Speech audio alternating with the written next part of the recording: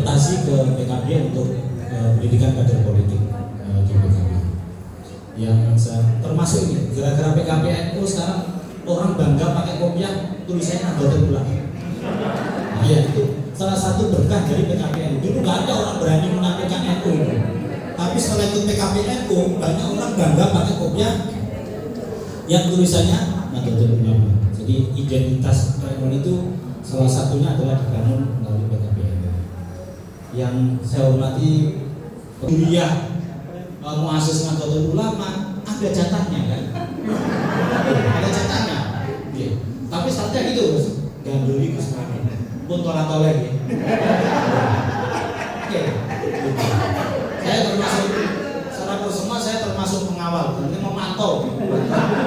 Kalau agak bengkok-bengkok dikit ya nanti kita karena ini aset. Gus Sofi ini adalah aset. Ya siapa tahu. Kalau sekarang kan PKB kan kepanjangannya Partai Ki Bisri.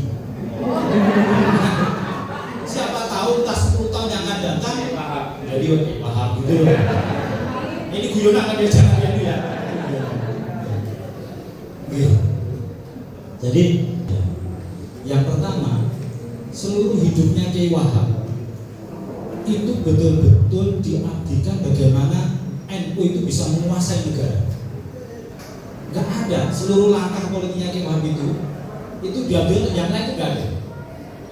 Ketika Kiai Wahab mendirikan Majelis Islam Awal Indonesia MIAI, kemudian mendirikan Masyumi, kemudian keluar dari Masyumi mendirikan Partai NU sampai 71, semuanya diabdikan bagaimana Nahdlatul Ulama itu menguasai negara. Kalau istilah orang kampusnya capture the state. Gak ada cita-cita lain. Jadi sejak awal Kiai Wahab ini menginginkan warga NU itu menjadi pengendali atau istilahnya menjadi pemimpin, bukan penonton. Jadi kalau ada alumni tambah beras, kok hobinya jadi penonton, bukan pemain, itu aneh. Nggak sesuai dengan sanad politiknya. Nggak sesuai. Sanad politiknya bawah itu adalah seluruh alumni itu menjadi pemain inti dalam penyelenggaraan pemerintahan. Apapun di semua level. Ya kalau bisa presiden, kalau nggak bisa menteri, anggota DPR, gubernur, bupati, wali kota. Ya apes-apesnya kepala KUA lah. Ya gitu. Tapi seluruh posisi harus siap. Itu yang pertama. Yang kedua, Kiai Wahab dengan 27 kaidahnya itu yang sudah ditulis Kiai Mutim, itu betul-betul bisa menjadi panduan bagi seluruh alumni Tabras untuk memecahkan masalah-masalah pelik, masalah-masalah yang rumit, apalagi yang berkaitan dengan kebangsaan dan kenegaraan. Ada salah satu kaidah yang Kiai Wahab sebutkan itu adalah siasat usiriyah, siasat usiriyah. Ya. Jadi ketika Kiai Wahab memutuskan NU keluar dari Masyumi, ya kan? Nah banyak Kiai protes. Apa alasan NU keluar dari Masyumi? Nah, Kiai Wahab menggunakan terminologi siasat usiriyah. Kenapa? Karena di Masyumi NU menjadi budanya, usirnya adalah kelompok-kelompok non-muslim. Ini juga menjadi salah satu platform politik kami di PKB bahwa kami di PKB juga tidak boleh hanya menjadi penonton, apalagi menjadi kuda, sementara usirnya orang lain.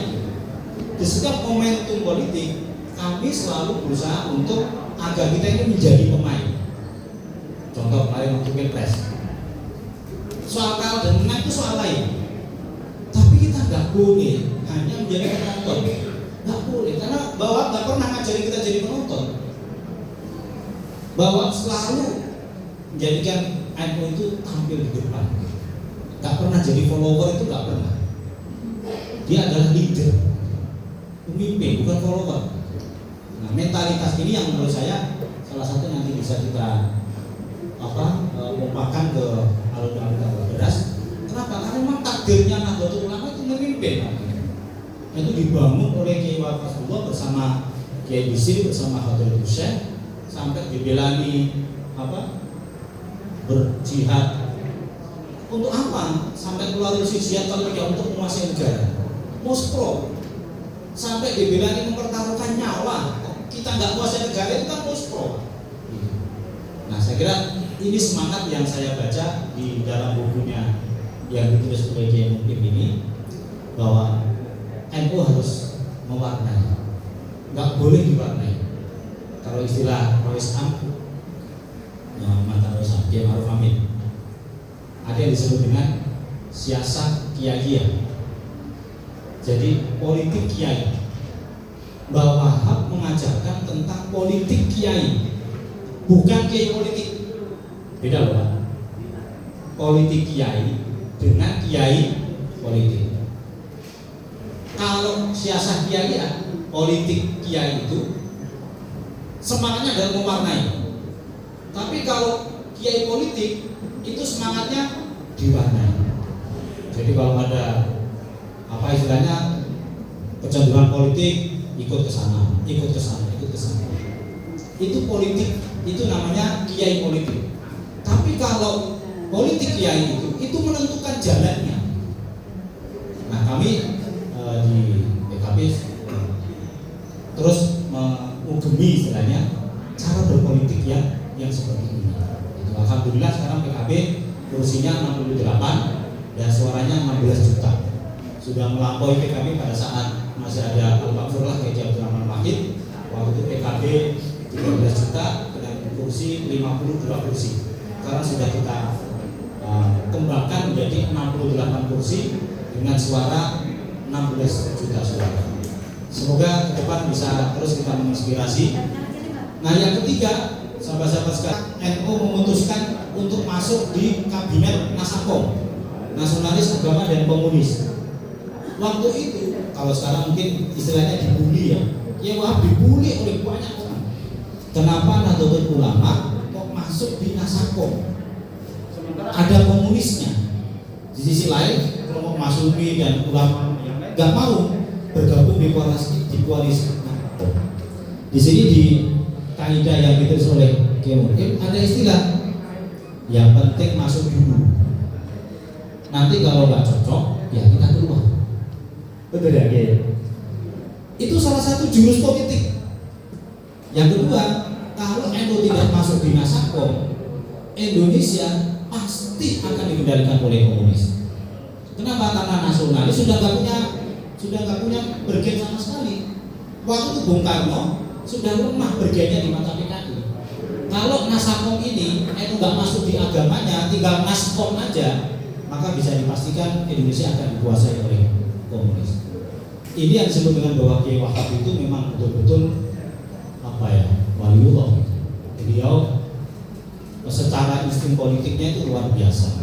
Kenapa? Karena yang keempat yang saya catat itu di sini, yang kemarin juga saya pakai di Sukabumi, terus ini berkat Kiai Munim juga.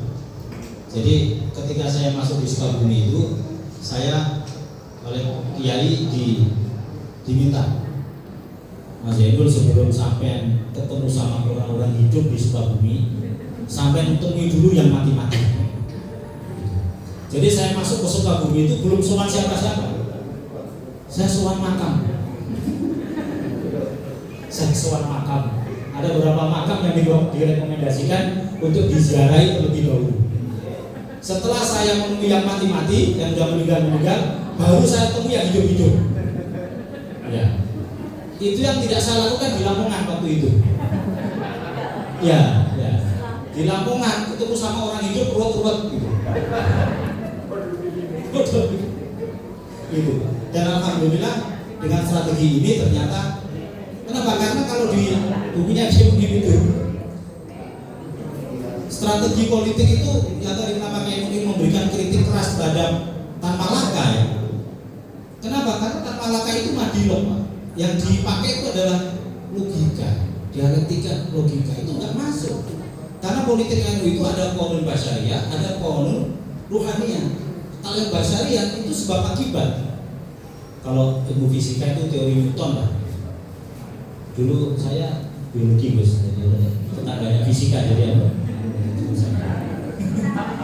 Jadi kalau di ilmu fisika itu ada istilah teori Newton, itu mengajarkan tentang sebab akibat. Jadi akibat itu ada kalau ada sebabnya.